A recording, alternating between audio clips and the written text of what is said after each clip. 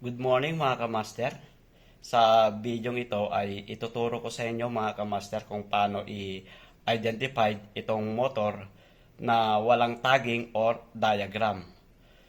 So, paano ba natin malalaman kung saan yung ating common run at start ng ating motor na walang diagram? So, gamit yung ating float, iset natin sa resistance. Unang-una, kunin natin yung resistance ng ating motor. So, start tayo mga kamaster. Kunin natin yung resistance. So, start tayo dito sa blue at gray. Ito, blue at saka gray. So, meron tayong resistance na 84.7. Dito 84.7. So pagdating naman dito sa blue green, meron tayong 126.7. Lagay natin dito 126.7. So lilipat naman tayo sa green tsaka gray. Meron tayong 210.6. Lagyan natin dito 210.6. 210.6. So dito naman tayo sa blue. Blue yan. Meron tayong 26.6 to 26.6. At sa gray naman tayo. Gray-green. Meron tayong 210.6.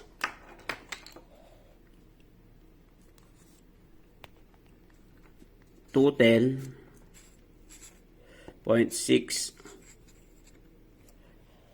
So, sa gray naman tayo sa blue.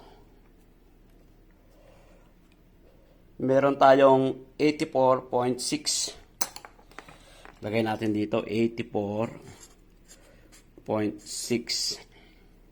So, i-add lang natin to mga kamaster. I-add lang natin to. Yung resistance. So, i-add natin yung resistance ng ating blue-green. Ito yung resistance niya, 211.4 at yung green naman 437.2 ohms, tsaka yung gray 295.2 ohms.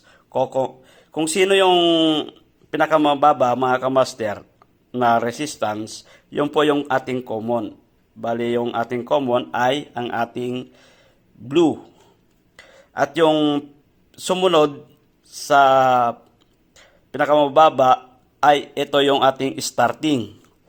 Nakakonect dito sa ating capacitor. So yung pinakamataas ay ito yung ating running. Connected dito sa ating switch papunta ng ating L1. Ito yung ating neutral at line 1. So ganun lang kadali mag-identify ng connection ng ating motor kahit wala tayong tagging or diagram. So, subukan natin lagyan ng capacitor at isaksak natin yung ating motor. So, ito na mga kamaster, kinoneksyon na natin. So, ito pala yung ating neutral sa ating blue. Tulad ng sinabi natin sa diagram ay yung blue ay itong common. So, ito na siya. So, ang ating green, ito. Connected siya rito sa ating run.